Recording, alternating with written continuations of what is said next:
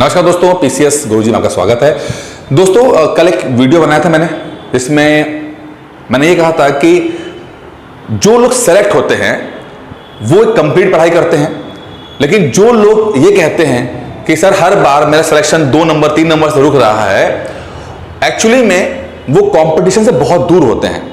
90% तक की पढ़ाई तो वो अच्छे तरीके से करते हैं, बट जो सबसे ज्यादा डिसाइसिव पढ़ाई होती है, यानी कि जो फिनिशिंग टच देना चाहिए वो फिनिशिंग टच दे नहीं पाते और वो कट ऑफ से हल्का सा नीचे रहते हैं। कट ऑफ के बारे में मैंने कहा था कि कट ऑफ खासकर मेंस में कट ऑफ जो आती ऑफिशियल कट ऑफ होती है, मान लो 800 नंबर की कट ऑफ आ रही है, तो सिलेक्शन आपका 800 नंबर पे नहीं होगा। अगर आपका नंबर आपके 801 या 2 या 3 नंबर है तो सिलेक्शन नहीं होगा। जब तक आप कट ऑफ से 30-40 नंबर आगे नहीं होंगे तब तक आपका सिलेक्शन नहीं होगा। अच्छी रैंक तो क्या छोड़िए, सिलेक्शन ही नहीं होगा आपका, ठीक है। तो लोगों ने कमेंट किया, उसमें बोला कि सर इस 10% वाले कॉन्सेप्ट को थोड़ा सा और इलैबोरेट करें, समझ नहीं आ रहा है कि 10% वाली पढ़ाई क्या है। जो बताया आपने वो समझ में आ रहा है, लेकिन वो 10% में क्या करना है ये समझ में नहीं आ रहा है।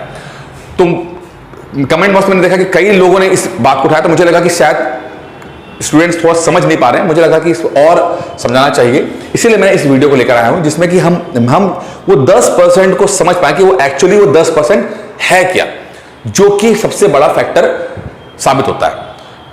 जिन लोगों ने वीडियो नहीं देखा है, मैं तो उनसे कहूंगा कि पहले वाला पुराना वीडियो देख लीजिएगा और उसमें जो कंफ्यूजन हो तो मुझे बता दीजिएगा। अभी हम बात करेंगे 10% के।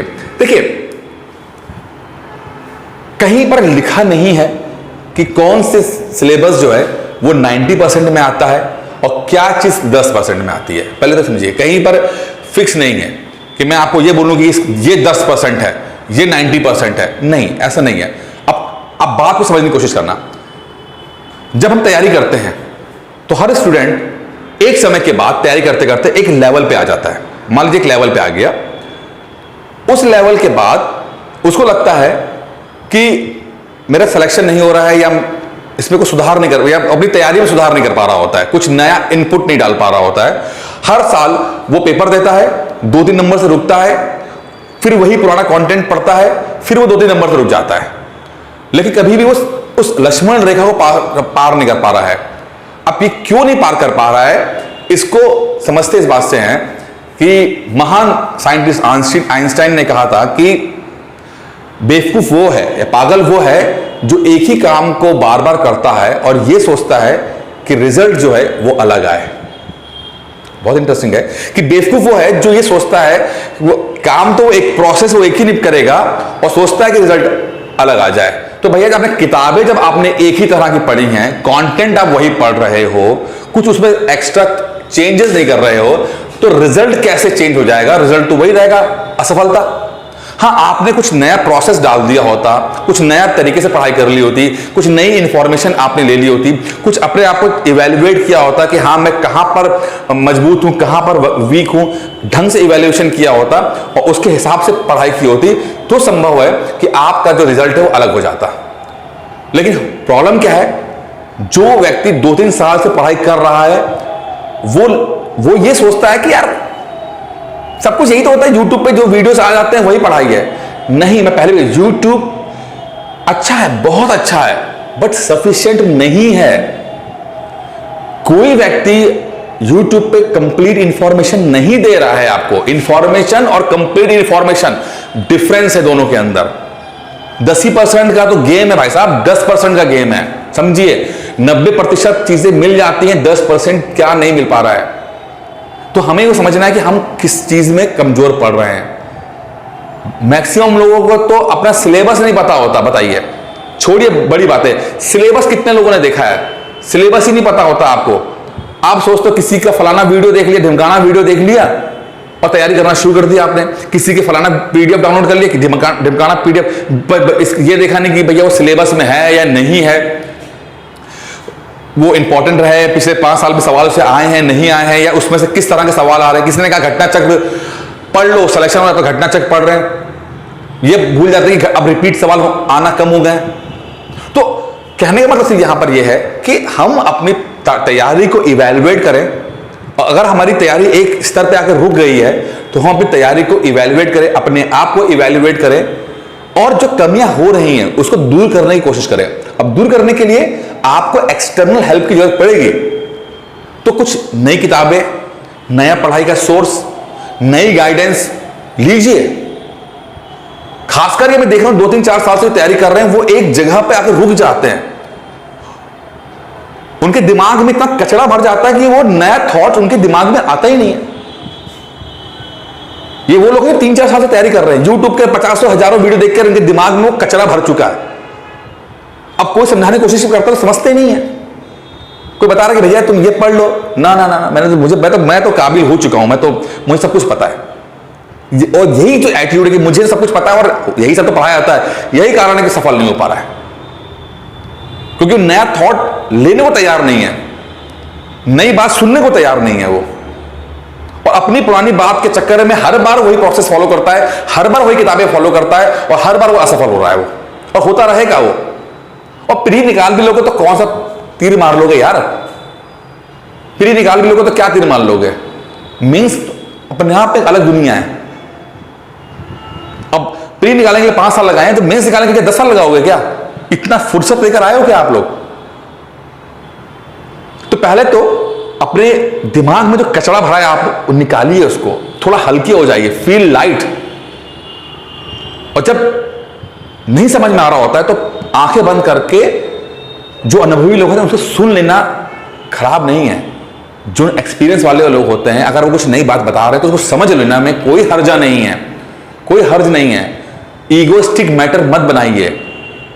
मैं यार रोज बच्चों से बात करता हूं, मैं देखता हूं कि या तो नए लोग हैं बिल्कुल वो जीरो लेवल पे, या जो थोड़े 2-3 साल के लोग हैं वो अपने ही वो एटीट्यूड में हैं, उनको सब आता है। अरे सर दृष्टि के नोट्स मैंने डाउनलोड कर लिए हैं, विजन के तो मेरे पास डाउनलोड कर लिए हैं, मैंने फला कोचिंग के डाउनलोड कर लिया। तो क्या सिलेक्शन हो रहा है क्या? नोट्स डाउनलोड कर लिए तो सिलेक्शन हो रहा है क्या? डाउनलोड तो 3 साल से कर रहे हो, क्या कर लिया आपने? क्या कर लिया आपने? अब कुछ नई बात बताओ, ये बोलो कि भैया इन सब चीजों से नहीं, इनको हल्का करके पढ़ो, तो वो मानने को तैयार नहीं है। तो क्या हो, रिजल्ट वही आ रहा है। तो मेन चीज ये है कि अगर प्रोसेस चेंज नहीं कर रहे हो आप तो दिक्कत है, बुक्स चेंज नहीं कर रहे हो तो दिक्कत है, ठीक है। तो थोड़ा सा नया नवीनता लेकर आइए आप तैयारी के अंदर और इवैल्यूएट कीजिए। अब 10% के ऊपर थोड़ा बात कर लेते हैं। 10% क्या चीज है? जैसे कि एक एग्जांपल लेते हैं, घटना चक्र को पढ़ना। किसी ने कहा घटना चक्र पढ़ो, आप लोग घटना चक्र पढ़ते हो? अब किसी ने कहा घटना चक्र पढ़ो, प्री निकल जाएगा, आपने पढ़ लिया। अब जो क्वेश्चन डायरेक्ट रिपीट हो गए वो तो रिपीट हो रहे हैं, कोई दिक्कत नहीं है, लेकिन जो नए सवाल आ रहे हैं उसका क्या? नए सवाल आ रहे हैं वो क्या? तो वो जो नए सवाल है ना वो 10% है। पुराने में तो करके आप मान लो 20, 25, 30 क्वेश्चन रिपीट हो रहे हैं तो वो तो रिपीट, लेकिन जो नए सवाल आ रहे हैं तो घटना चक्र को किस तरह पढ़ना है नए तरीके से कि घटना चक्र से मैक्सिमम निकाल सको, आप मैक्सिमम इंफॉर्मेशन निकाल सको, तो ये है 10%। 99% स्टूडेंट ऐसे हैं जो मेंस के नोट्स तैयार नहीं कर पाते हैं। नोट्स छोड़िए, नोट्स के तो करने में साथ में कभी भी आंसर राइटिंग प्रैक्टिस नहीं कर पाते हैं।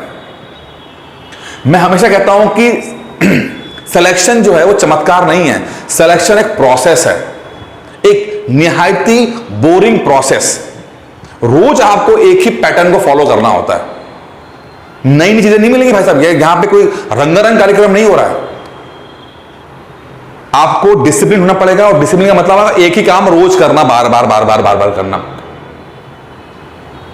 अगर आपको मनोरंजन चाहिए, आप इतनी जल्दी कोई पुरानी चीज से उगता जाते हो, तो फिर आप कुछ और कर लो, आप इंस्टाग्राम रील्स देखा करो, आपके लिए ज्यादा सही रहेगा। क्योंकि सिलेक्शन तो बोरिंग है, सिलेक्शन का प्रोसेस बोरिंग है। क्या कर लोगे? करना है करो, नहीं तो आपके पास दूसरे रास्ते हैं, चले जाओ। वैसे समय बर्बाद करने से फायदा कुछ नहीं, सिलेक्शन तो होगा नहीं आपका, क्योंकि आप नई नई चीजें खोजोगे आप। तो 99% लोग जो हैं वो प्रोसेस फॉलो नहीं करते हैं और आंसर राइटिंग प्रैक्टिस नहीं करते। मैं एग्जांपल लेता हूं कि आपने चलो मेंस की पढ़ाई कर ली, नोट्स आपने लगा कि दृष्टि, विजन, वाजीराम, यहां वहां फलाना ढिमकाना से आपने नोट्स इकट्ठे कर लिए। आपने चलो नोट्स बना भी लिए, आपने छोटे नोट्स भी बना लिए, लेकिन आपने आंसर राइटिंग प्रैक्टिस नहीं की, तो वो जो आंसर राइटिंग प्रैक्टिस नहीं की, उस कारण से 90% तो आपने किया कि स्टैंडर्ड जगह से लिया, उसके शॉर्ट नोट्स बनाए, बट आंसर राइटिंग प्रैक्टिस ना किया, तो वो जो आंसर राइटिंग प्रैक्टिस नहीं कर रहे हो वो 10% में आता है।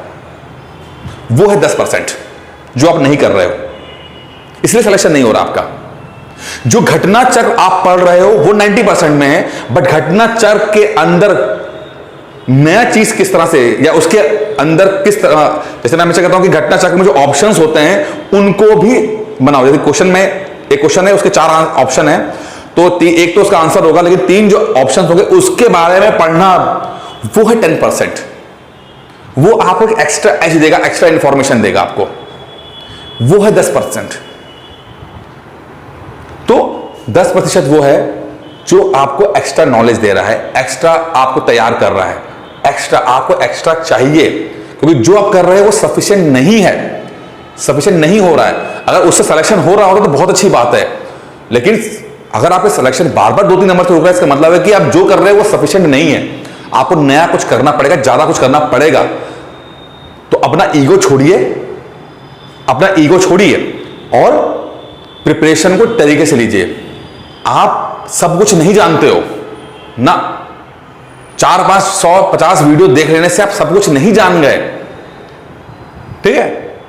लगातार मैं देखता हूं आजकल ना एक नया ट्रेंड आ गया कि एक व्यक्ति ना वो हॉस्पिटलाइज हो गया। क्यों हो गया? क्योंकि वो YouTube पे वीडियो देखकर नाक की सर्जरी कर रहा था।